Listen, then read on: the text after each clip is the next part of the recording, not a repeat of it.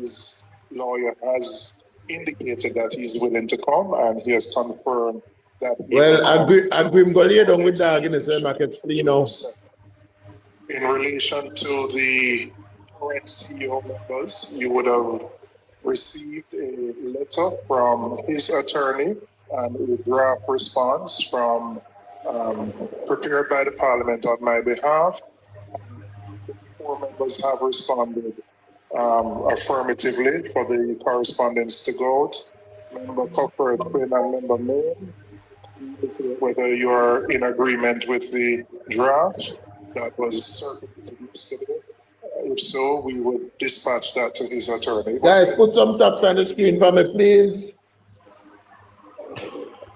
You can just use your mic. So we respond electronically. Oh, you responded to the email? No, I'm asking you. Well, you can respond here. Oh, very well. I'll just review the draft and I will comment accordingly. Okay. You haven't had a chance to look at it.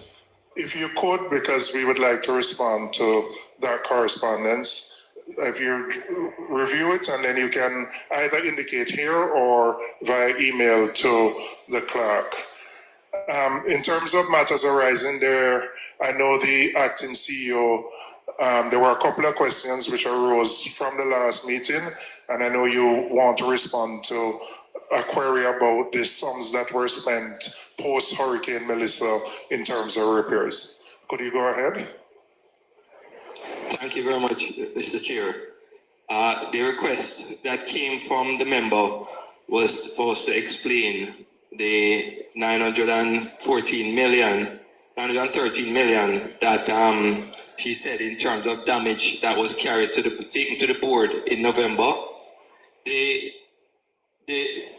Ministry of Health sent out to the hospital, a rapid assessment tool as a ministry wanted to determine what level of damage took place at the hospital.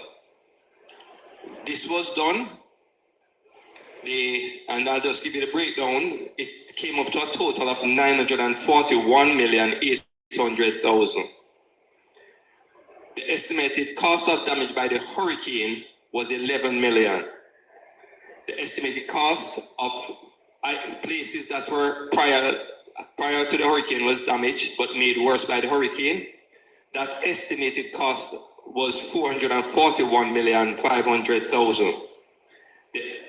However, there was also included in the list to come to the 941 a list of items that the hospital thought would be necessary to make the hospital more hurricane resilient. So it was not that damaged. It was more, if you want a better word, a wish list for things that could be done to help make the hospital more resilient. And that figure is 461,300,000. And finally, there was an estimated loss of revenue of 28 million. So that is what came up to the 941,800,000. Just to also add, Mr. Chairman, it was presented to the board in November. And in fact, at the board meeting, it was said that there would be a request for financial support. Our records indicate that such requests never went to anywhere, neither to the Ministry of Health nor to the Ministry of Finance. Even though it was said that there was a plan to, it never took place. So this was really not a damage of 913 million as was stated. But the breakdown is here, as I've shared. Can you state how much was actually spent by the hospital in dealing with repairs that arose from the hurricane, the actual spend? A lot of the repairs were done under the normal repair and maintenance contract that contractors would do on a monthly basis. Similar to what I shared at the last meeting about the procurement storage area, where the impact was severe, but the cost was very minimal because it was really just a patching that was needed to the thing that had lifted, the felt that had lifted. So at this point, there are a couple of areas that have actually been patched. Yes, it would be good to have a new roof, and that is what was being done in the estimate. lots of new roofs around the property. However, we were able to do some amount of repair to put them in a state where they are not leaking. Yes, we have 1 or 2 leaks. Their contracts out, and that should be done within a month. Because I think there's one currently in the procurement process, as we have asked them to halt any work and make sure we go through the proper procurement process in the execution of those repairs. Okay, thank you, Mr. Hosing. Members, any questions on that? If not, Mr. Benjamin, I know coming out of the last meeting, we had asked Customs to give us an indication of the entities that enjoy a similar tax exempt status. I know you were compiling a list. I know you had clarified whether we wanted the transactions, which would have been onerous, but just to have an understanding of which entities enjoy a similar status. Okay, Mr. Chairman. So we have categorized the entities. So there are charitable organizations, educational institutions. There is the exemption also for government projects for economic development, and these are where the government would enter into contracts, particularly with large overseas entities, and they would send those contracts down to Customs, indicating in the body of the contract that the items are to be entered duty-free. So for example, when we did the Southern Coast Highway, that would be one such project. Then there's also the $10 million monthly discretionary waiver that the minister gives, and that is published on the Ministry of Finance website. There's also the motor vehicle concessions. There is the remissions under their own act, like UE, the bauxite entities, the UTEC. Then there is diplomats and international organization, and there's also entities that are approved under the Fiscal Incentive Act. So we're talking about approved manufacturers, approved primary producers, mostly farmers would fall right there. Shipments for doctors / medical facilities that are approved by the Ministry of Health under the FIA as well. And that is a finite listing. I think it's limited to about 3 tariff headings.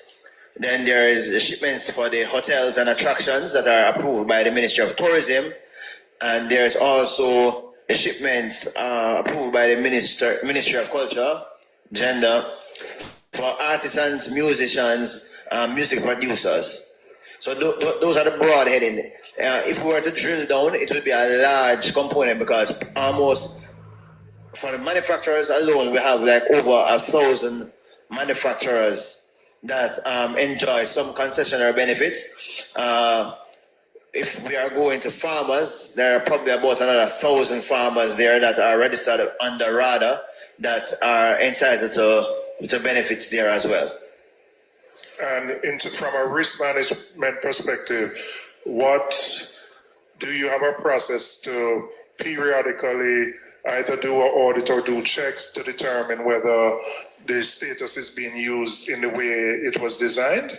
Yes, we do. So we have both the post-clearance audit and we have our incentive unit. So the incentive unit works primarily with the approval process for the manufacturers.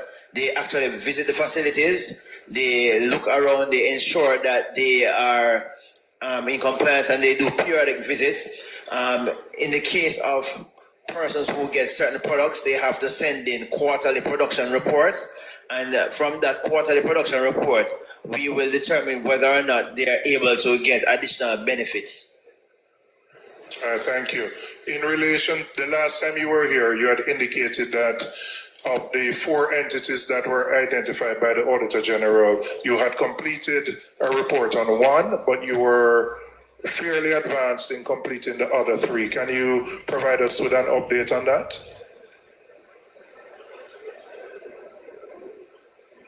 Right. So they're not quite finished. They are in the process of reviewing. Each of them have different complexities. For example, let me give you a point. Jack then would have shown that it was imported by UE for UE. However, the one for Wilmon Sales would have come with a purchase order from the university. You would have seen where the person with financial responsibility was Wilmon Sale. You would have also seen UE as the declarant. So it was a bit different because it didn't show where they were trying to say that we had nothing to do with the shipment, for want of a better word. You would have seen where they would have properly declared that we have a purchase order from UE. We have presented that to customs. We are declaring that we are paying for it. They went as far as to say that Chuck, the goods will not be handed hear over that? to UE until UE has paid them the monies because they are using a purchase order. We are going to check further because we want to know whether or not it was properly done in the first place, whether or not they actually had the capacity to utilize the benefit in that manner. Was it a part of the tendering process? Were all of the bidders aware that this was something that would have been available to them? So when they were doing their bid, that would have been taken into consideration, or was just this done on the back end? So that's the second part that we actually have to verify. Are you in a position to give us a time frame as to when you think you can complete the other three?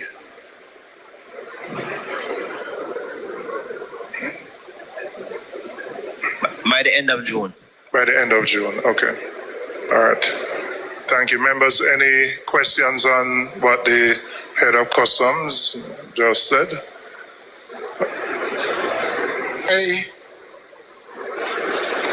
I don't know if I was hearing the acting CEO correctly, but I Sorry, Mr. Mean, can you, because of the fans, just Yes. talk a little louder so we can hear. yes, I understand the CEO is trying to make a distinction between two particular companies. In one instance, he mentioned Jack Den, and I may be wrong, but I think he said that on the face of it, you could not say that the items were for the benefit of UE, while for the other companies, from the documentation, it was abundantly clear that it was connected to UE, up to the point that UE was, was the declarant in that particular case. So I don't know if he could confirm if that's what he is actually saying.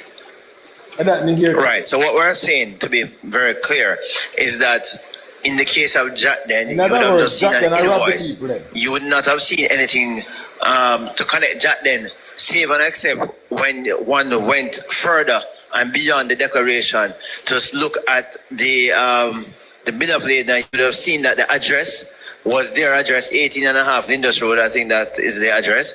But in the case of the Wilmon Sales declaration, you would have seen where they would have declared on the face of the declaration that they are the person with financial responsibility, that they have a purchase order because they did provide said purchase order signed and stamped by the UHWI. So I'm saying that it is clear that there was some level of connection in that instance, but not so clear in the first instance because it was just the invoice. And we have come later now to find out that the shipment was actually for Jack Den because it was at Jack Den.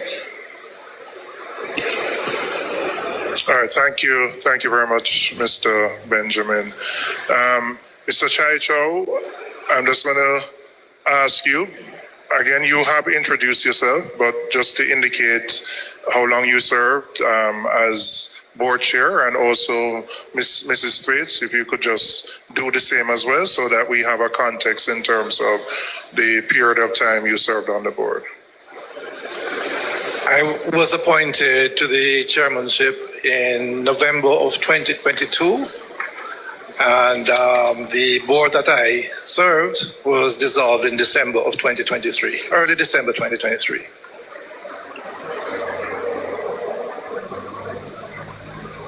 Good morning. I served the same period of time. My name is Catherine Parkthwaite. I served as a board member and a representative of the as a University of the West Indies representative. I chaired the audit committee from January of 2023 when it was reconvened, although I was appointed to the board in November of 2022 until the board was dissolved. Okay, thank you very much. We have received your written submission, and I will start, and I know members will have questions that they would like to ask.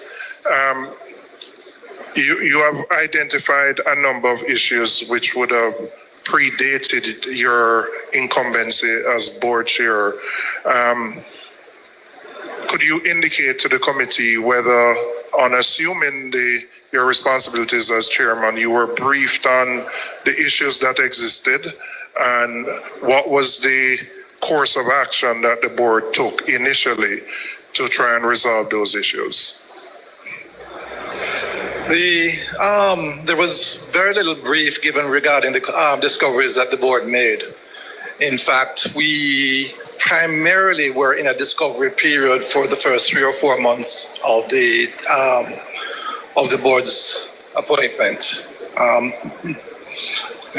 Probably the only item that we were made aware of was the possible issue of governance,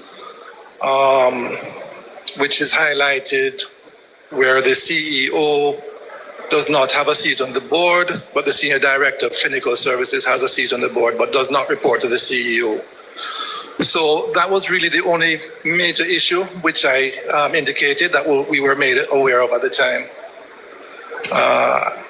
In terms of that specific issue, what did the board, on discovering that which appears to be an inconsistency, how did the board treat with that? Was a report submitted to the ministry on that? How did the board handle that particular issue? We appointed we had our HR subcommittee, which was headed by another board member, and they were asked to investigate the overall situation and make recommendations as to how we might be able to resolve this position. They were at a certain stage when the board was resolved. It did take quite a while because, as I think you've seen in other reports, this is not a new issue. This is something that has been brought to the attention of, I suppose, the ministry from as early as 1989, when a study was conducted by, I think, Mr. Leakey. So it's not a new issue, but it is a thorny issue that I think has to be resolved at some point in time. All right. In terms of the chief audit officer has indicated that reports highlighting challenges, and I just put it as challenges, were brought to the attention of the board for many years. Could you indicate what, and it's either for yourself or Mrs. Thwaites, who chaired the audit committee, what were the major audit issues that were brought to the attention of the board, and how did the board treat with those issues? Yes, the internal audit department produced quarterly reports, but the reports from June of 2022 to when our audit committee, subcommittee of the board, convened in January and February of 2023 had not been taken. In April of 2023, there were 3 firm recommendations made and accepted by the then board for management to follow up. The first was that there were 4 areas of significant issue that had been reported by the University Hospital Internal Audit Department. Payroll was one, procurement was another, custody of fixed assets, and planning. Those were the 4 main areas that had been highlighted on quarterly reports. Of those 4 areas, the recommendation to the board and per minutes that are available for the University Hospital board was 1, a special external audit needed to have been set up for reviewing the payroll matter Management had already made some efforts, and they had in fact gone into court with people who had received monies inappropriately. But we required a further 100% audit of the payroll. On the procurement matter, we had asked. Sorry, before you move from that. Oh, sorry. Yes. The payroll issue, which was flagged, represented what I would term, I think you have used the term, ghost employees, persons who were being paid but who were not working. How large a problem was that? How many employees, and to what extent financially, what was the size of what was being paid out to people who were not actually working at the university hospital? Okay, if you give me a moment, I'll pull up those numbers. I need to be clear that the internal audit did a sample over 3 months.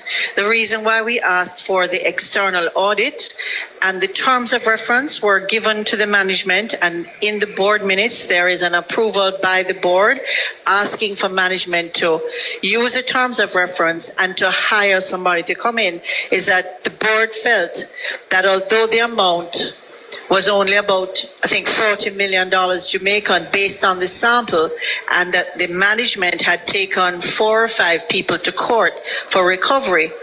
The concern of the internal audit report, as well as the board, was that this was basically only a sample, and therefore the payroll records had to be reviewed for more than 1 year, 100%.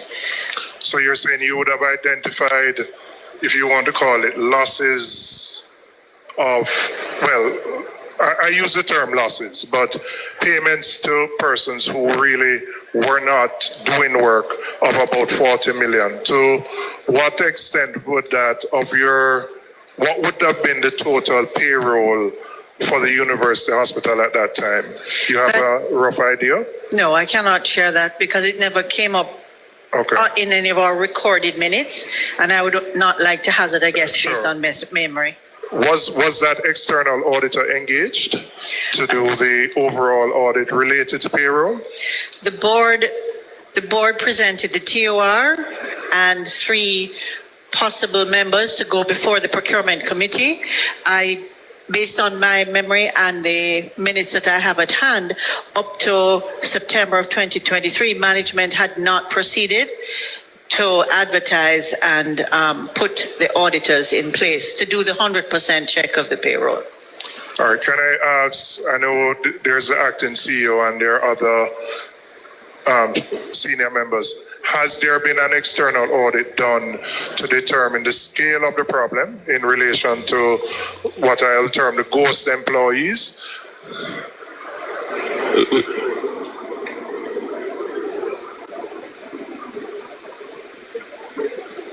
Yeah.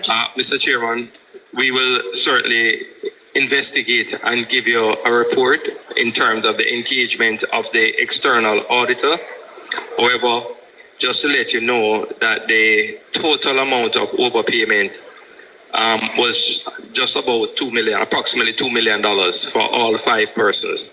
These amounts were repaid after taking him to court, except for one who died prior to this happening. So just $2 million? Approximately, just over $2 million. And is management satisfied that that is the extent of the problem, or have you done further checks to determine whether it's larger than that? We are not aware of it being larger than this, but again, we'll have to check on that external audit engagement and whether that was done. I am not aware of it being done, but I need to investigate to determine if that was done and if there was anything additional found. Okay. Member Brown, you want to ask? I'm going through, but you can, if you want to ask, go ahead. Yeah, thank you, Chairman. I'll just ask a few and then. Thank you, Mr. Chai Chung. Minister Tufton is. Even before me hearing question, I bet you might go try take some attention off of Jack then. Listen to him question. I mean, I hear it, but listen. On record as saying that the problem with the University Hospital of the West Indies is that it's systemic. There are toxic personalities, and that the board was dysfunctional. My first question to you, sir, is were you leading a dysfunctional board in the short period in which you were the chairman, and were you leading an environment, board and otherwise, that was toxic?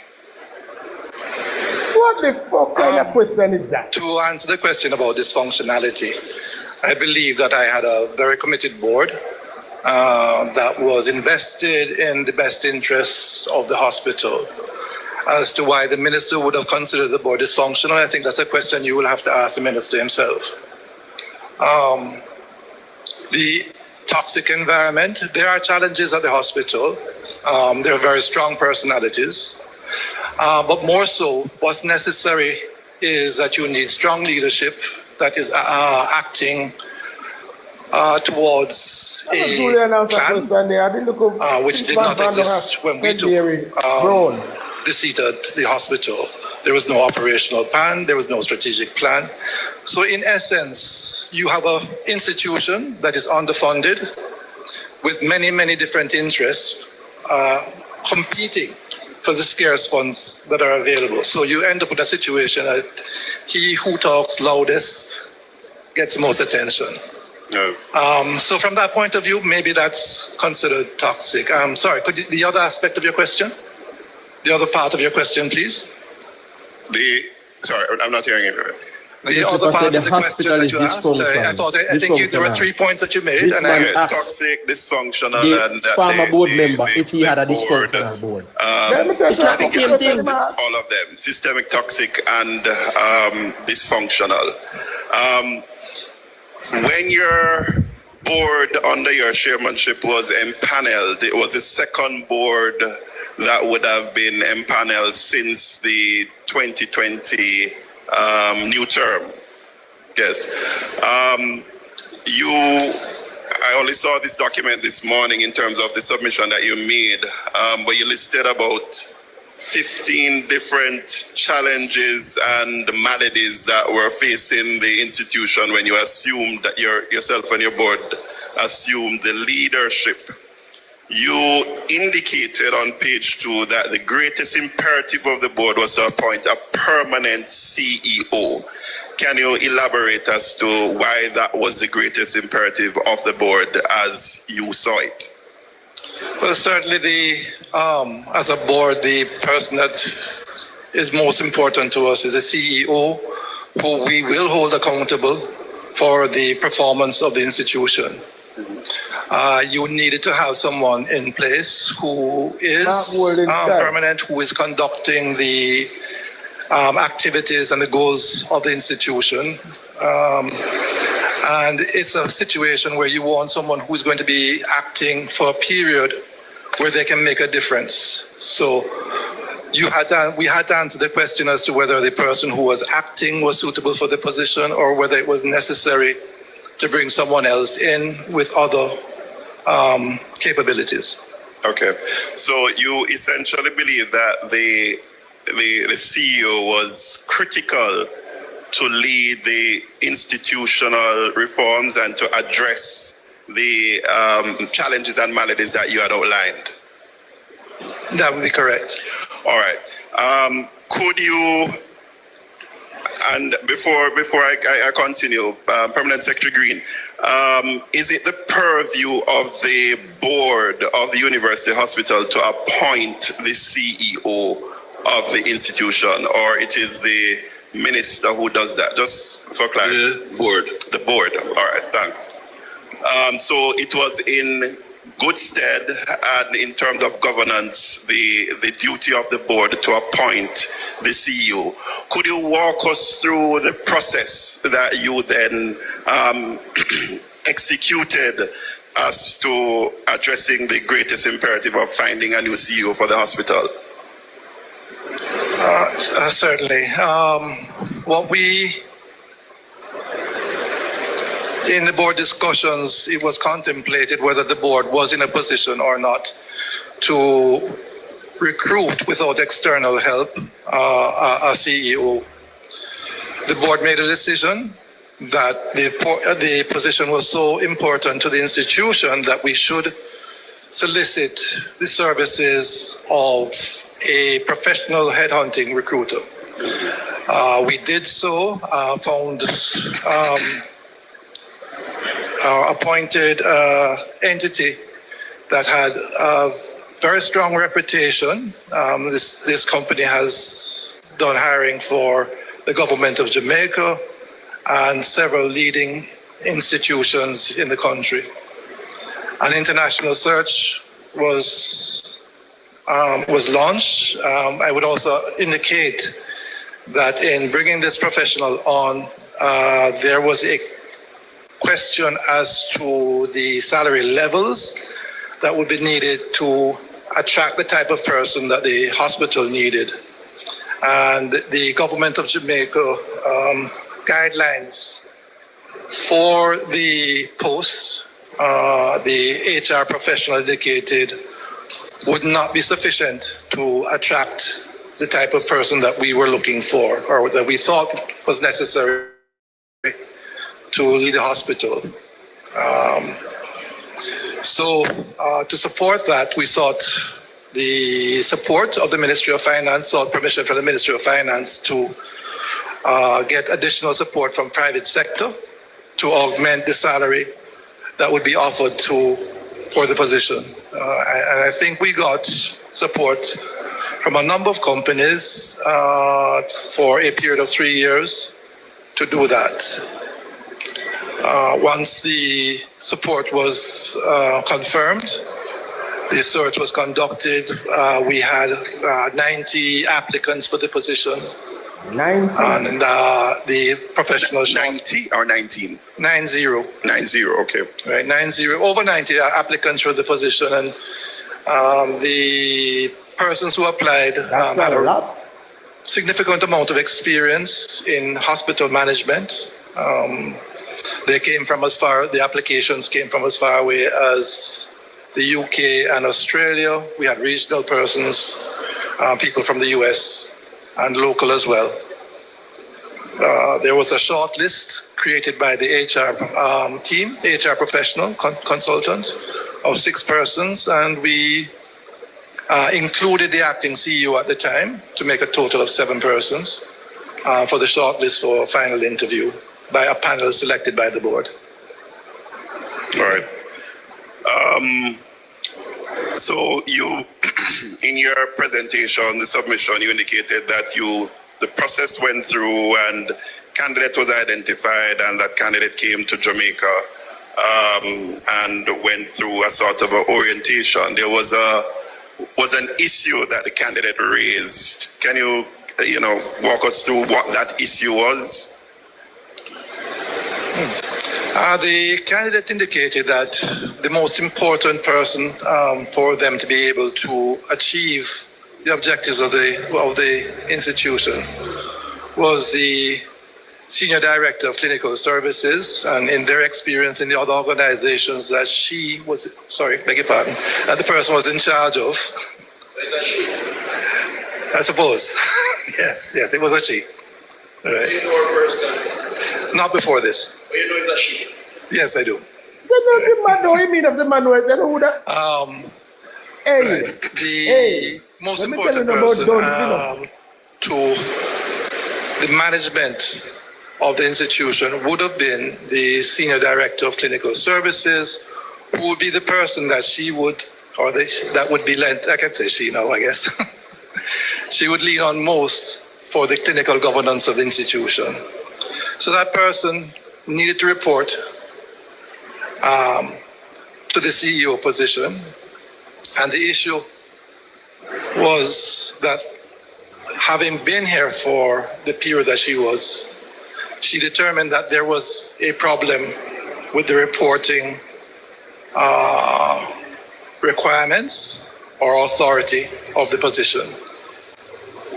She felt that unless she could be guaranteed by the board that we were able to resolve that position and that situation, she would not be able to effect her duties. Okay. All right. So that's the same issue flagged where the senior clinical director reported to the board and not the CEO, and that the CEO did not have a seat on the board. That is correct. Okay. Yep. All right. So, and I suppose based on the flow of your submission, the candidate did not take up the position because it could not have been resolved to her satisfaction. The candidate was willing to take up the position, and in fact, I was scheduled to take the position up in February. A contract was, however, not signed because she was awaiting the confirmation from the board that we had a resolution to that problem. Okay. All right. So, That's a tough time. You never gave the confirmation I just said just now. to the person. You're agreeing that no. So me tell you, when you put those people in charge, you know, the idea of this whole thing, Travis, is to take it off Dennis Garden and put it over to Tufton. Me not see the relevance of the question where Omar Brown asks up until right now. I don't see the relevance. But actually, Chuck, it actually works in for those who seeking clarity favor because the man just confirmed, based on this dumbass's question, that the woman did not sign because she never got the confirmation from the board that the senior clinical advisor or manager, what you want name for the hospital, would not report to her but to the board. Exactly. He said she. No, just ask him. I don't know if it's a he or a she, but he said that after the candidate is the preferred candidate who was selected. Here's the problem. Then the man don't tell you to say it's a woman already. Why see let me calm down. I need to go take a shot at rum. The process did not take up that role. My understanding from your submission is that the board, in its right, moved to appoint a new acting CEO. Is that the case? That is correct. That's the case. And the reason, so remember? A new acting CEO. That's the case. That is correct. Yes. Flowing from that, though, I see here, which I find particularly profound. The day after the board, and this is your submission, I'm reading from it. The day after the board announced the appointment of the new acting CEO, the Minister of Health overturned the board's decision and reappointed the previous acting CEO. So, you know, I asked earlier the permanent secretary, whose responsibility is it to appoint the CEO of the institution? Is it the board or the minister? So before I ask you to respond, was that move, as stated here from the submission of Mr. Chai Chong, was that move by the minister to reappoint the previous acting CEO improper based on governance, PS? I could not answer that because I do not know that to be factual. I couldn't answer because I did not know for a fact that the minister appointed the CEO. So I could not answer that question. Yes. Okay. Too often we are allowed to hearsay argument. No, I'm not talking about hearsay. This is a submission that was written. There's a submission. It is page 3. You can read it, member. Mr. Chairman. Mr. You have a point Chai of order? On a point of principle. What's the point of principle? That you have allowed a member to be asking 15 questions on a track, and I've had my mic on, and you did not acknowledge me or anybody else. I know, when he's finished, you get an upper. But he's Member Clark. Yes. You always get an opportunity to ask your questions. Don't worry about me getting an opportunity. And every member here does. But he's asking questions based on the submission. But he's not the only person. You will get an opportunity. 15 questions. He hasn't asked 15 yet. You're not even going to keep count 15 questions. He hasn't asked 15. I will allow him to ask his questions. Two more. Sir and then Chairman, I'm you here, sir. and you will get your opportunity to ask. So, Mr. Chai Chong, Let me just say, the order I have after Member Brown, Member Clark, Member Main, and Member... let me just finish. He has asked 15 questions. He has asked 15. Mr. Chair, Yeah. at the committee level, we have a convention that we would allow one member to do maybe 3 to 5 questions, and then we allow other members, and then if it is necessary, then that member can go back and answer the question. It's really a convention that always stands to wrap up. Member Witter, and Member Clark. Yes. Every member in this committee has got their opportunity to ask questions. I have never stopped a member from asking questions. That's not the concern, Right? Mr. Robinson. You have got many opportunities to ask questions. You got it the last time, you got it the time before. You're not, let me just be clear. You're not going to bully me in terms of how I manage the meeting. That's right. No, but then, don't come down, don't go down this road. Do not go down this road because you get, yeah, but you are shouting. And it's not necessary because you get an opportunity to ask questions. Mr. Chair, Every member of the committee gets an opportunity. So don't go down this road. I'm just reminding you of the convention that we have established. I understand. Yes. Member, once he's finished, you can get your questions asked. Go ahead, Member Brown. Thank you, Chairman. So, Mr. Chai Chong, on page 3 of your submission, paragraph 3, you indicated that the minister reappointed the previous acting CEO. Are you standing by that wording as it relates to your submission, sir? It is my understanding that the minister had a meeting. What is it? Mr. Chairman, what we doing inside? Can you A protect? question has been asked. Mr. Chaicho has the right to answer the question. He has given a submission, and questions are being asked based on his submission. Submission, read it. You'll get an opportunity when you're finished to ask any question you want. But he has a right to answer the question. All right, Go so ahead, Mr. Chaicho. Sorry, Mr. Chai Chong, you're responding. Yes, it is my understanding. I was not there. I was not present at the meeting itself. It is my understanding that the minister called a meeting of the hospital senior staff and indicated, Mr. Chaichong, go ahead, please. indicated that the previous acting CEO would I agree, Kerry. have taken the position or that his appointment was being renewed. And finally, members, why did you resign? Well, I felt that if the board had taken a decision, which is one of the most critical decisions that a board has to make as to the position of the CEO, and if that decision was being overturned, then in essence, the board was being told that it had no power.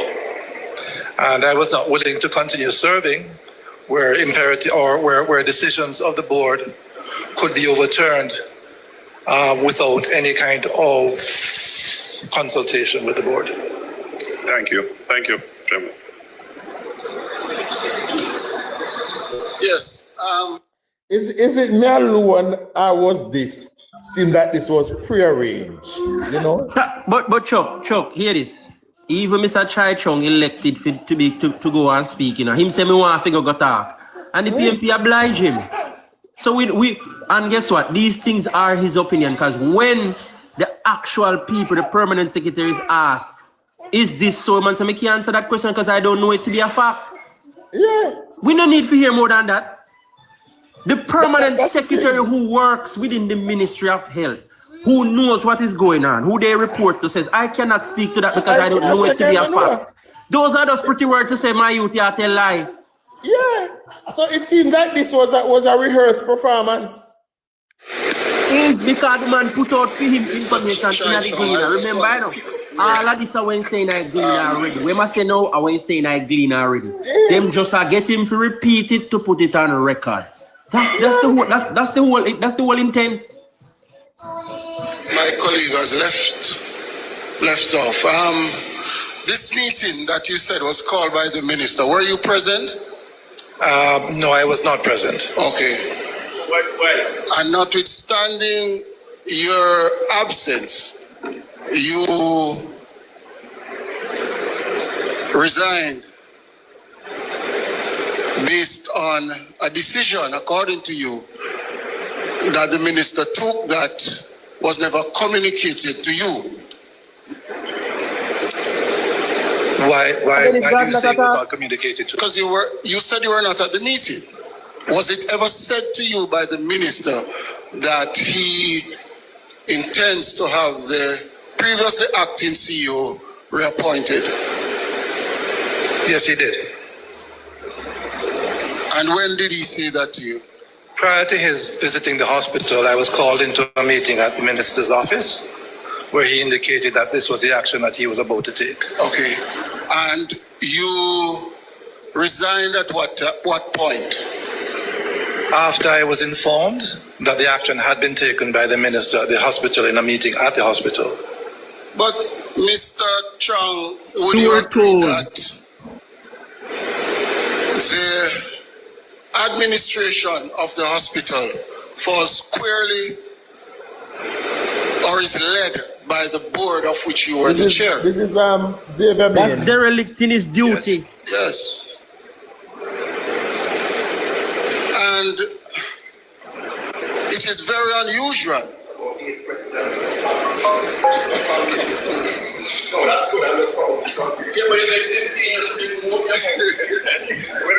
Member Mayor, go ahead. Yes. I want to put it to you, Mr. Chang, that the minister did no such thing. And that you are upset because the minister described you as being dysfunctional. What do you have to say about that? Well, I believe the description of dysfunction took place long after I resigned. So in that situation, your assertion that I did so because I was or my board was being described as dysfunctional would not be correct. Did you part ways as head of UHWI and your appointment by the minister? You said you resigned. According to you,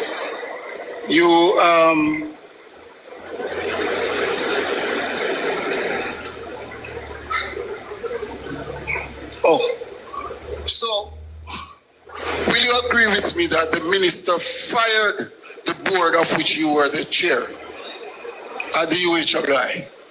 Well, I was not at that board meeting. You were fired. The board was fired by the minister. The board was dissolved, whether you consider By that the firing. minister. Yes, it was Yes. dissolved by the minister, whether it's considered a firing or not. That's All right. that's up to public interpretation. Good. Upset because you were fired. Member Clark, you want to ask your 15 questions now? Well, Cartoon. Remember, like you asked your No, I 15 won't stop you. questions. You have Hold all on, the because you time don't to get the ask answer when you questions. want, give no them a chance Mr. to finish on it that way. Wayne Chaicho, I'm going to read from a document that was submitted on November 23rd, 2023. At the time, it is written to Mr. Dunstan Bryan, who was Permanent Secretary, Ministry of Health and Wellness. And the paragraph that I'm going to read. Can you just state what that document is? The last time somebody did that, you were very clear that documents not tabled, we must know what is being read from. Taylor Hall, University of the West Indies, Mona campus. It is right? So I'm going to say... No, tell us the document that is you're reading from. Since this is not before us. You remember how you behaved the last time a member referenced the document. Can you indicate which document you're reading And you from? allow it to happen. Can you indicate So, which Mr. document Chairman, you're reading from? I am going to ask a question, sir. The person that was chosen by you, the same she, how old was that person? Not by the process by Mr. Chai? Because Mr. Chai is the one that made mention it is a she. No, sorry, sir. I do not take decisions. The board takes decisions. The board takes decisions. Did you authorize at any time payment for that person traveling? Yes, the board. Why? On what grounds? The board authorized payment No, for her travel. not the board. You, Mr. Chairman. No, sir. The board authorized. The board did not settle off on it. And you, Mr. Chairman, instruct the board to pay for traveling not only for the person, but also for the person's spouse. Are you aware of that? True or false? Not aware of the spouse. You're not aware of the spouse, but Our expense, not aware of expenses for the on what spouse being ground? paid. Why is it? Member, can you reference what you're speaking I'm trying from? to get in my 15 questions. Yes, some knowledge of it is answered. You work large. You work large alone to answer this question. So why you so concerned? So allow. Are the JLP members of the PAC being muzzled? Are they not being allowed to be heard? It's shocking. To respond. Back to you, sir.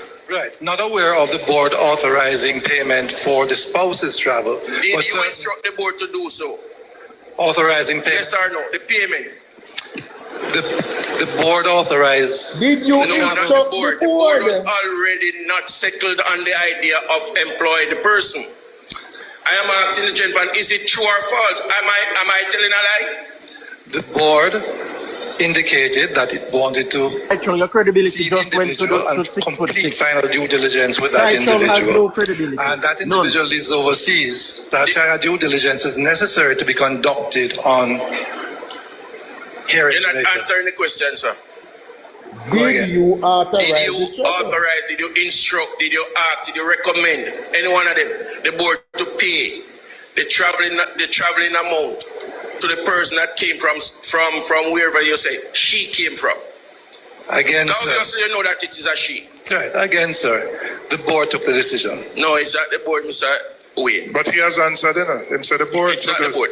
No, that's not the question, sir. Did Let me you ask you a authorize question. the board to do it? You say the board, you didn't have a taxi board. But how is it that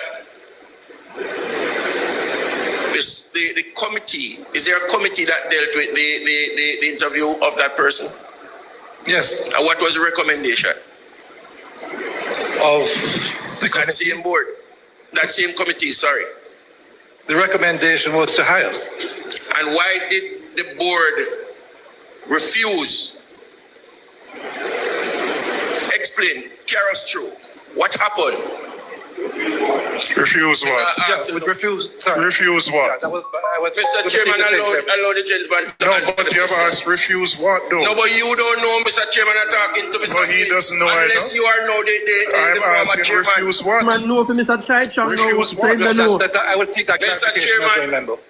Mr. Chairman, the gentleman is sitting across from us. That's Please not do the not chairman, give can't sit down. the gentleman questions. Refuse what?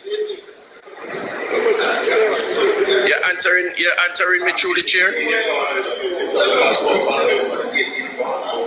Stop me when you think that you should. Sorry, member. I'm seeking clarification from you when you indicate you asked the question refused, and I'm not certain what you're referring See to. the problem, and he started to answer the question before Julian tell him to ask the next question. He started to answer, you know. Yes, they refused. You're right. You don't understand where we're going. You don't know where we're going. You Member don't know Clark. where we're going. Member Clark. Mr. Chai Chong is asking for clarification on your question. He's asking refuse what? The same thing I'm asking. The board in session at the time, when the document came from the committee. All right, let's make it. Go ahead. Go ahead. Go ahead and ask your questions. Go ahead and ask your questions. You don't know brief, man. Member Clark, why you don't ask your questions? If you will allow the gentleman to sign. No, you are being distracted. Ask your questions. I am asking you now, sir. Yeah. The person, she, that was brought in.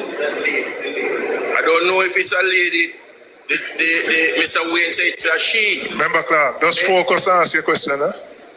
I am focused, sir. But you're being distracted. Don't allow yourself to be. But you're not doing anything about it. Don't allow yourself to be distracted. You're one of the worst distractors, so go ahead. Mr. Wayne, once again, sir, did you instruct payment for the traveling of the she? I believe I've answered that question a few times, but I will repeat. Sir, I'm asking you again. I will repeat. Yes or no? Did you? I will repeat, sir. The board authorized payment. And did the board authorize that payment? Sorry, I responded affirmative to that. I asked you the question, did you? You said the board is the one that should authorize. I'm asking you. I did not say should. Should. I did not say that, sir. So it is not should. It was. That is correct. And what was the sum that was paid over to the person? I cannot recall. You can't? No. But you know it's a she? Yes. And you can't recall the money that was paid over to the she? I do not believe. No, I cannot recall. And you were a part of the board at that time? Correct. And you were the chairman? That is correct. You know it's a she, but you don't know the money that was paid over? I cannot recall the sum. You know, I came in here this morning and I look at your face and I say, here's an honest man. But then you take all that away from me just now. I don't think you should go there. And remember, I don't think you should go there. Don't go there. Don't go there. And before you go there, let me just say this. And maybe the permanent secretary can indicate. We have Mr. Barrington from Finance.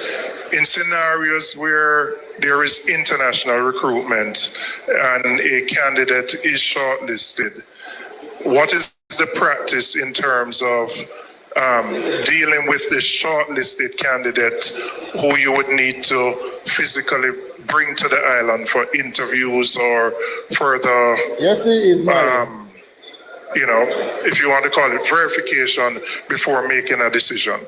Is there a practice within the public service for how matters of that are treated if you're doing an international recruitment? Chair, unfortunately, I'll have to get that clarity from the appropriate office at the Ministry of Finance. But a general thought prior to me getting that clarification is that an interviewee would foot the bill to facilitate his own interview is another part of that recruiting process. Unless it's previously contractual obligation or agreement, then I'm not seeing where the ministry or the government, the public sector would facilitate such travel. But I'd have to give a full clarification after getting it from the relevant section of the Ministry of Finance. Okay. All right. Before I go to Member Main, I just want to welcome 29 students from Marymount High School in St. Mary. I know you wear a uniform which is similar to another school. It's Southeast or Central? It's Southeast, okay. And your teachers who have journeyed here for the sit-in, and I assume you're going to stay for as well. Welcome. Yeah? Running away from Mr. Clark's question around Gambian now. Half a protection to the farmer, Chairman. And I hope you enjoy and learn from the sit-in. Member Main? Chairman, I just want to pick up from where my colleague Clark had left off. Just a few questions along the same line. Mr. Chong, the selection process, was that done by a HR subcommittee? Yes. Yes. Were you a part of that committee? For the final interviews, yes. Prior to that, no. Okay. So it is throughout the final interviews where that recommendation would have been made. Coming out of the final interviews, you would have made that recommendation. The committee would have made that recommendation. Yes. Committee, you're part of it. Now, the preferred candidate, was that person an ordinary resident in Jamaica? As in, did the person live in Jamaica? No. Okay. Was that person, as part of the interview process, did you get certain critical information about that person to include their age? Their age would have been included. Yes. So is it correct that the preferred candidate was somebody who had actually attained the age of retirement? The question of retirement age was not one that was raised with us initially at the board level. Yes. However, we sought clarification once it was brought up, and we were satisfied at the board level that that was not an issue. Okay. So, Not an issue. notwithstanding the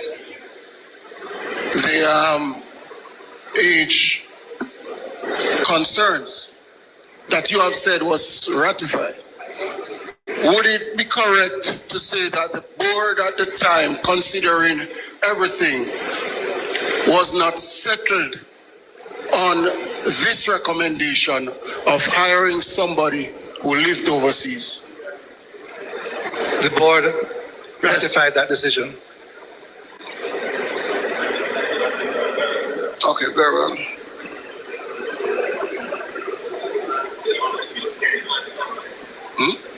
Minutes to these board meetings. No. I would love to hear. I think that should have been the next question. So if it was said, Mr. Chong, that the matter of the airfare for the persons to travel overseas, that the board was against it, paying the fare for the person to travel from overseas to come here to Jamaica, would I be correct to say that the board was not in support of the payment of the airfare? That would be incorrect. Okay, very well. All right, yeah. You have to press your mic, you should know that. You have to press your mic to be recognized. I'll turn off my mic, Pastor. No, man, you have more questions? Oh, because you said I was preventing you from asking, so that's why I'm asking. All right. You don't have any more at this point. Okay, all right. Members, are there any further questions for Mr. Chai Chong? Yes, Member Corporation. Thank you very much, Chairman. Mr. Chung, thanks for being here. I wanted to find out,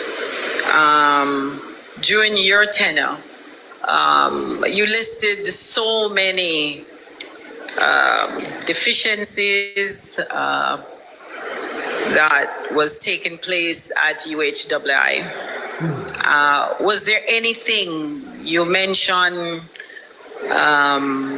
strategic or operational issues, management issues? There are many challenges. You said management had challenges in developing a budget for approval of the board. Operational and financial procedures and controls were not being observed consistently. Staff morale was low, exacerbated by management culture of intimidation and bullying. Just guidelines for GOG procurement were not consistently adhered to. As the chairman of the board for the time that you were there, were any of the things that you mentioned, approximately 15 or more, were there anything that you were able to actually put in place as the chairman?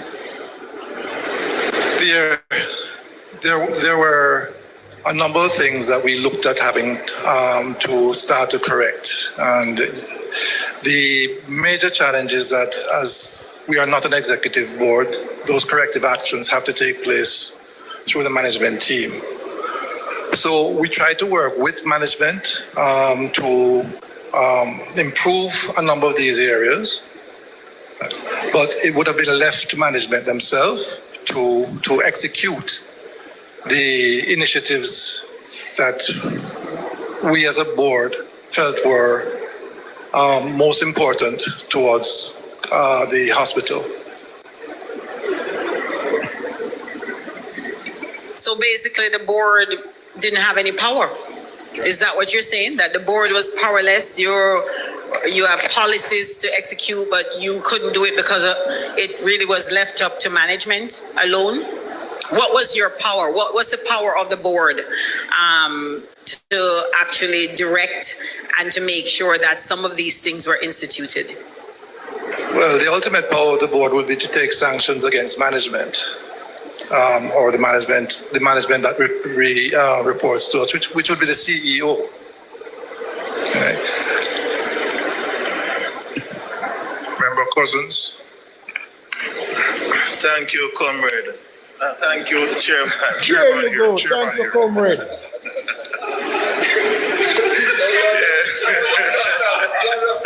I said chairman here. Chairman here. Here. Here. Just a reminder, I could say Julian, you remind used you to be who one you too. are. Anyway, go ahead, Member Cousins. Go ahead, Member Cousins. Thank you, Chairman. Mr. Chung. Speak in the mic because Mr. Chung, I see here. That was a reminder, you know. She said, remember your comrade like one away. Your comrade. That was a reminder. Here, where in your report you indicated that ghost employee accounts were detected at some point in time. For avoidance of doubt, what do you refer to as ghost employee accounts? No, you know that already?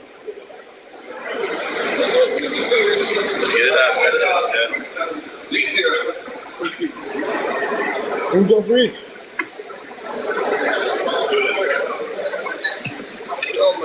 Okay. Thank you. If I may help, the word ghost accounts was used by the Internal Audit Department of the University of the West Indies. And what it meant was that there were names on the payroll and the bank accounts that those names were attached to were in fact not bona fide employee bank accounts. That's why it was called a ghost account, but it's actually a nomenclature used by the Internal Audit Department in their written audit report. Thank you. Do you have any idea how many of these ghost employee accounts were detected at the time?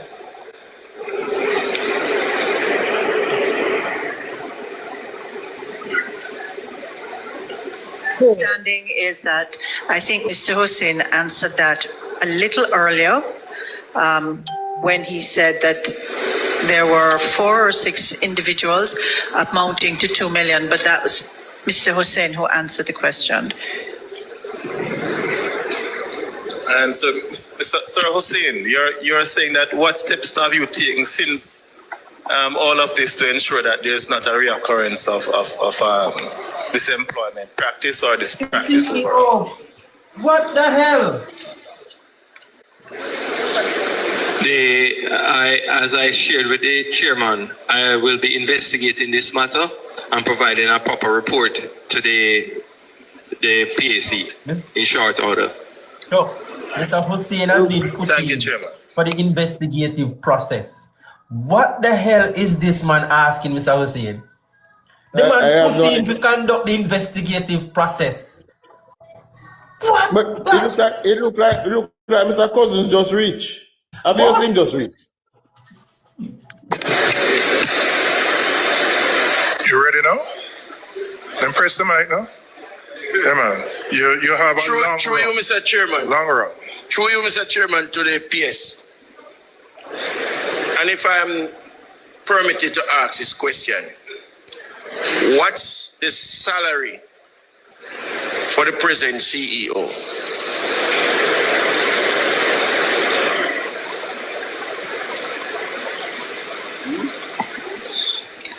In the region between 10 and $11 million. 10 and $11 million. Yeah.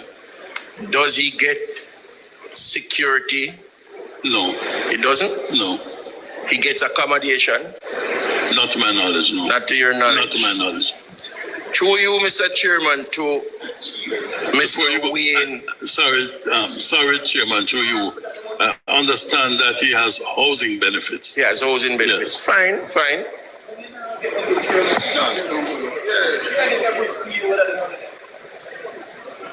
You see, what did I hear? Travel, you hear the back talk? You hear the talking in the background a while ago when what's in the background? Me not hear, what's it? Well, you're not going to get one good chairman for that money there. Ah. So you hear them talk about the salary. But the Prime Minister was getting $9 million. That was good.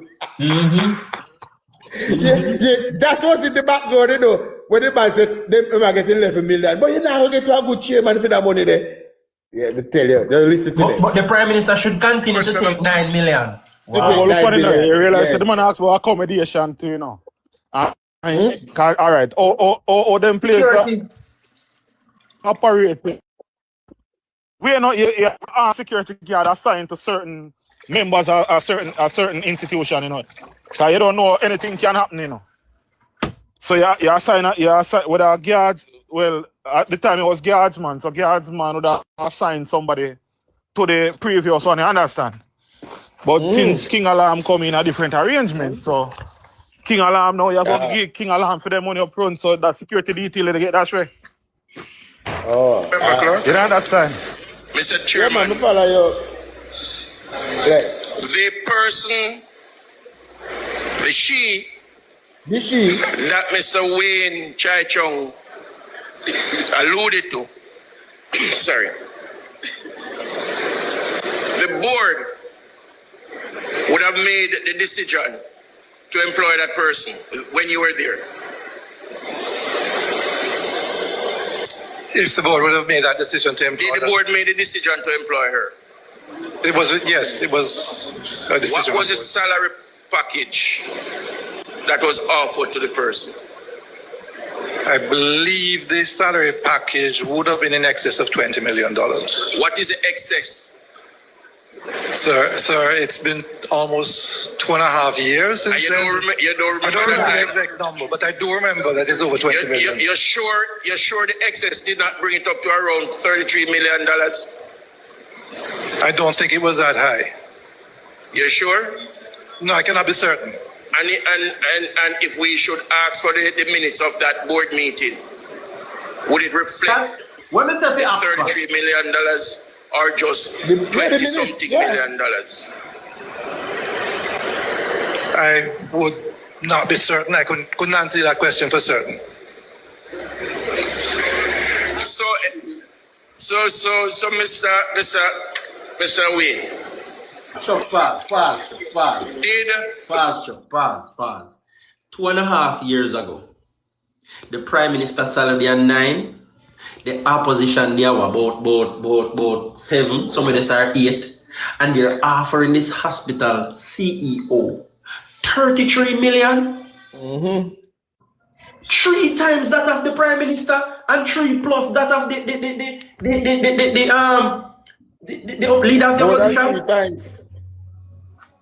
More than 3 times the Prime Minister. More money than the police. 27, More money than the police commissioner. Let me show you, when Mr. Chai Chung did that try to. More money than the police commissioner. More money than the Chief Justice.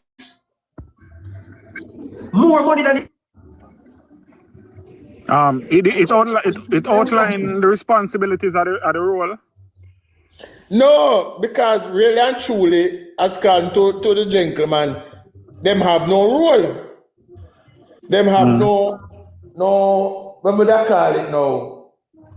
I don't. Authority. He said about executive authority. Them have no executive authority. So the person sitting officer signed paper. Bridget him already gone. No, hold on. You see the person who I get the CEO when I try hire 2.5 years ago. No, 2 years ago the opposition. But if you really listen, Rico, he said 2.5 years ago, which was roundabout or before the time when the salary scaling came into effect. That's the point I was making. So I hope you understand when we say that now. But this person is a management position. But here's what I'm saying. This man a push, and that's why I say more at the minutes for the meeting, you know, because this man a push and a fight to give this person, the manager of a hospital, a higher salary than the prime minister, the opposition leader, the chief justice, the police commissioner. I may hear somebody say something like responsibility that he would have. Tell me, does this person running this hospital have more responsibility than the chief justice? Does he have more responsibility than the prime minister? Maybe the opposition leader, because all he do is just talk and many times nonsense. Many times Does this person have more responsibility than the commissioner of police? Very important question. I suspect that to Skyfalls. That she offered security. Sorry. Security. Physical security? Yes. No, she was not. She was not. And the minute won't reflect that. Not to my knowledge. Not to your knowledge. Thank you, Mr. Chairman.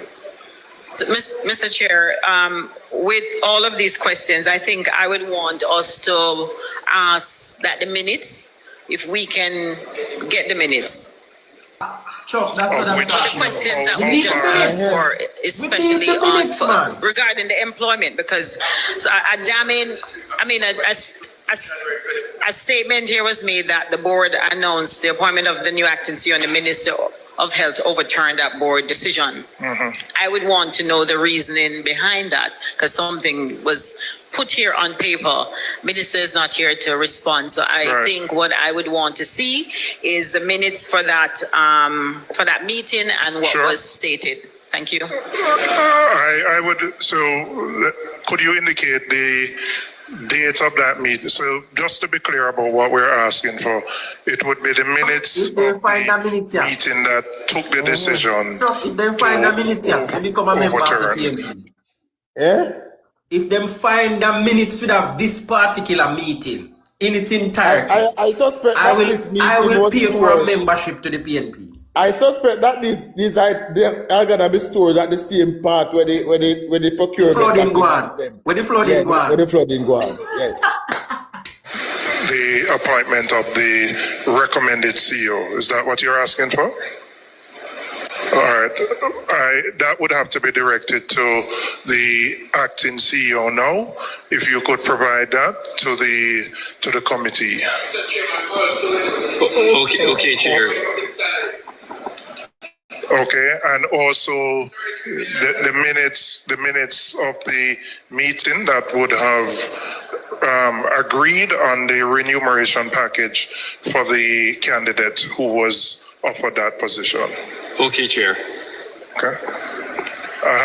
Okay, go ahead, Member Witter. Thank you very much, Mr. Chair. This question is for Mr. Chang. Do you believe that it is a wise decision to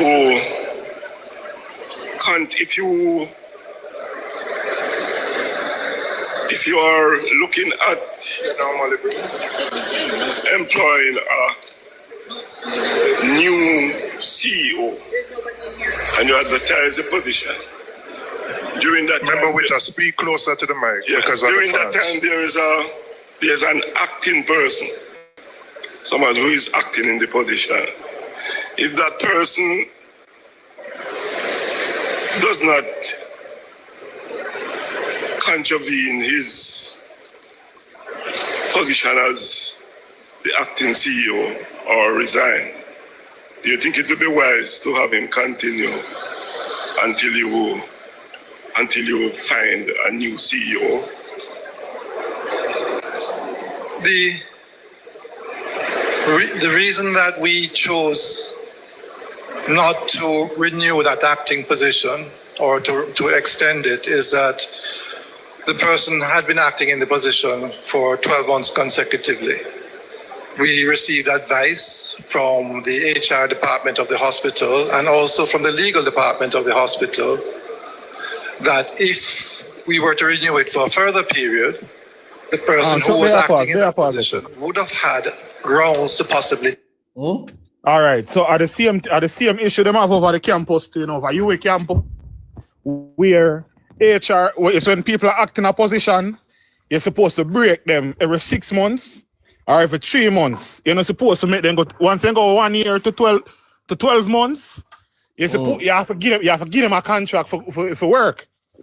So that I realize with the hospital and the campus, sometimes HR asleep. Cause you're not supposed to make nobody reach over 6 months, in terms of acting in our position. Once you now give them the position, you're supposed to break them every 6 months. But I saw them squeeze them friend in a position too, Yes, they make them back until them hold it. Yeah, cause you're going by right. Once they gone over a year, you have to give them HR for force. No, force HR to give them the position because you're acting for a year. It's just a year or 6 months. I think it's 6 months. After 6 months, if you can have temporary employee for more than 6 months without a break. Well, the UA campus and the hospital are the same policy them have. And I 1 year. Yeah, they might have the same, remember the same place, they might have the same policy, man. Yeah. Yeah, man. So what if I get a 12-month contract, they have to HR to take me on. All right. Challenge well, over 12 months. For the position to be made permanent. Not all right. HR, how long you have? How long you can hold the acting position for before HR? That is the reason that we chose not to do so. That is the only reason that we chose not to do so.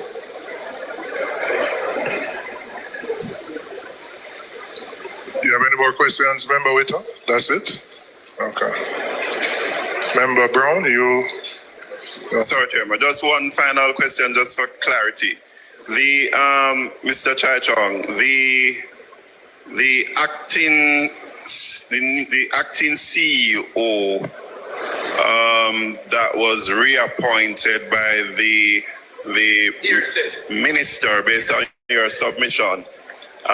Is that person the present CEO? Just for clarity. I believe so. Okay, all right. Member Clark, you have questions? For now. But you see, you get any opportunity to ask all your questions. You have to what? Start with yourself and then everybody else. Okay. Members, are there any other questions that we have for Mr. Chai Chong?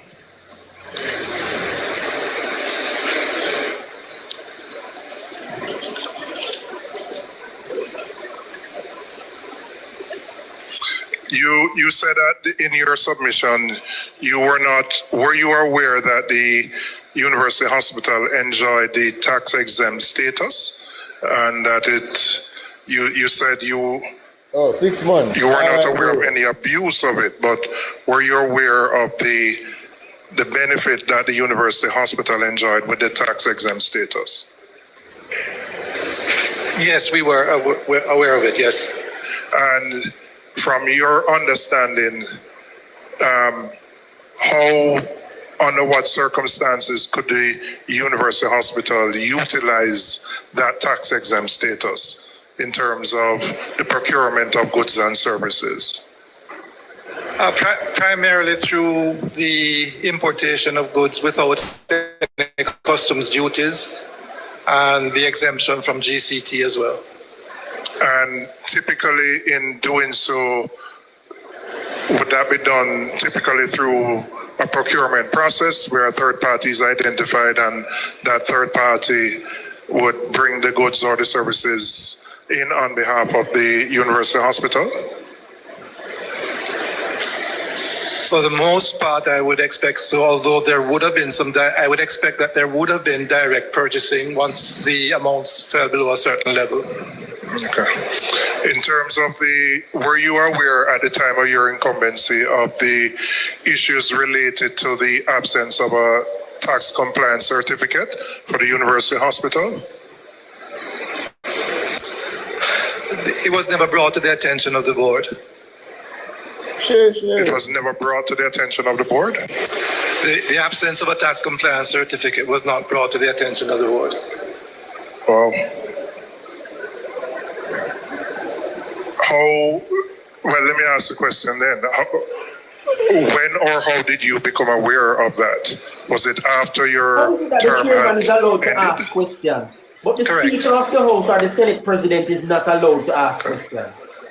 Yes, it not the PNP, Members, any and then other when it comes to opposition questions? bench, man. Yes, Member Cuthbert. I don't understand it. Yeah, As I just chair, you wanted are the referee.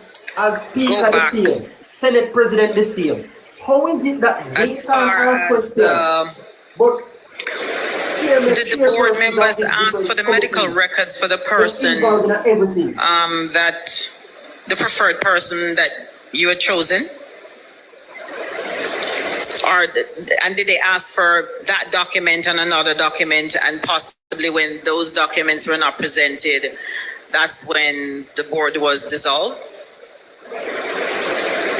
Not to my recollection. We did not, So pause, as I said, recall having to ask for medical records. Pause. Hey, Sher, I want you to bring it back about 30 seconds because you see that line of question here, me kind of hear it, but me know some me that through me that talk same time I may listen, me I hope other people get to hear it clearly. So for the benefit of others, I want them to hear the line of question that just started a while ago by Cuthbert Flynn. Go ahead, repeat, pull The back. HR professional was charged with the absence of a tax compliance certificate was not brought to the attention of the board. Wow. Sorry, I think I got back. Well, let me ask the question then. When or how did you become aware of that? Was it after your term had ended? Correct. Okay. All right. Members, any other questions? Yes, Member Cuthbert. Yeah, I just wanted to go back as far as did the board members ask for the medical records for the person that the preferred person that you had chosen? And did they ask for that document and another document, and possibly when those documents were not presented, that's when the board was dissolved? Not to my recollection. We did not, as I said, recall having to ask for medical records. The HR professional was charged with... Pause again, Chuck. Pause again. It's so important that question, Debbie. Let me tell you something. So that man named Chai Chang destroyed credibility because he knew there were some impriorities, and he might pretend as if he is like some kind of paragon of virtue. And in my observation and assessment, he was upset that he never had him way, and he's going after the minister. But his actions and what he tried to do are going to destroy him and left the minister. Because this person, not only is this person past the age of retirement, seemingly the person wasn't well. Checking references and doing all the due diligence on that individual. Well, because of the advanced age of the person, did they ask for the medical records for that person? And was that given to them? Was that given to them? I do not recall that it was done. Was the board dissolved, or was it because I think you mentioned, and I think I'm having a difficulty, especially when someone is not here, the minister is not here, when you said that the minister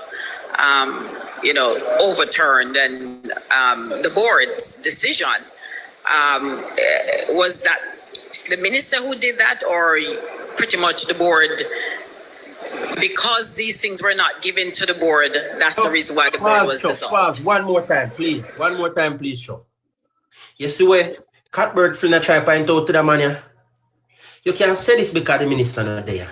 And you see at the board. And you see at the board.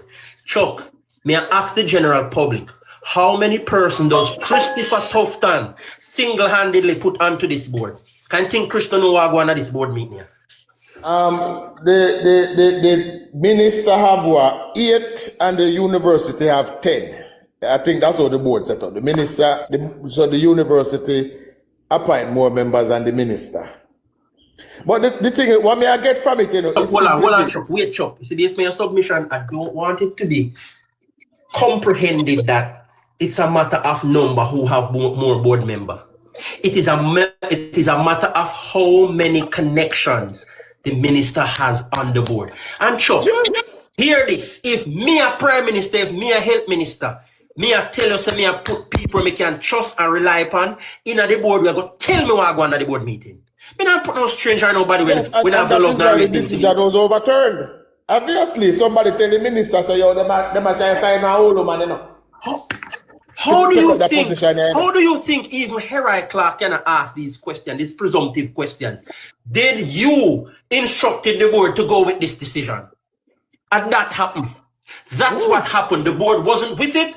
And true, because him have chair and he have so much voting power, him push the board in this direction.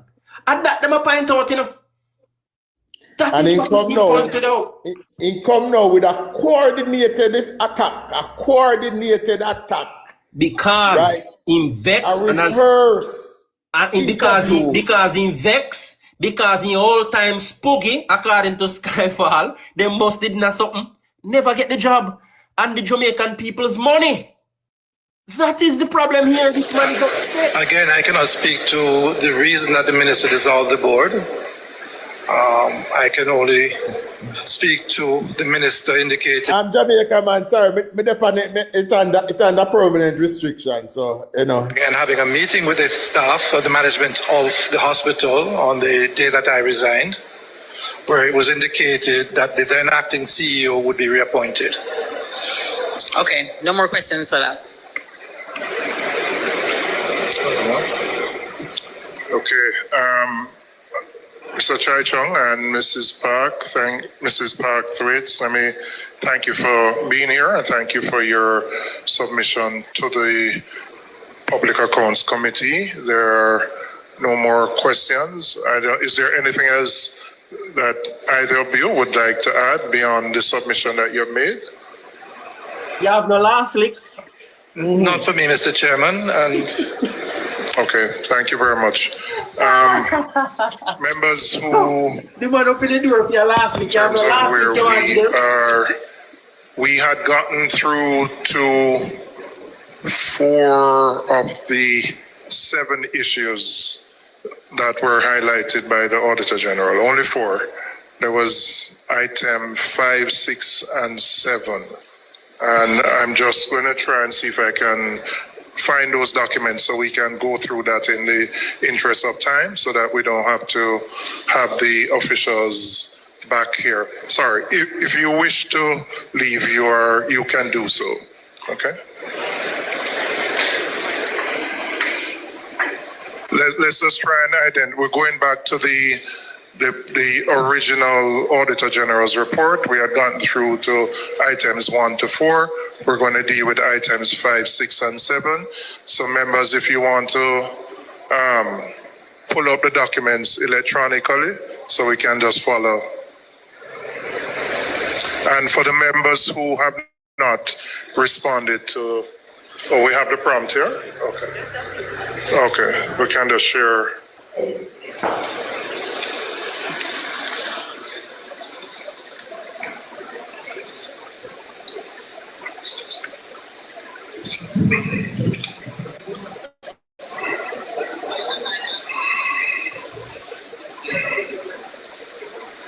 Let me remind the members, those of you who haven't responded to, I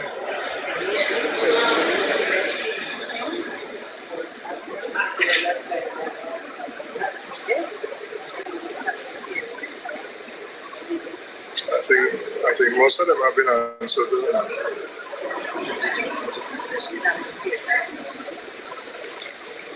I think.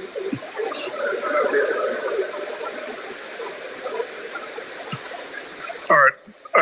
Let me just identify. You have a question? I'll answer in the affirmative for the email. Oh, okay. I don't have to. Okay, so you're okay with it going out? Yeah. Okay, thank you.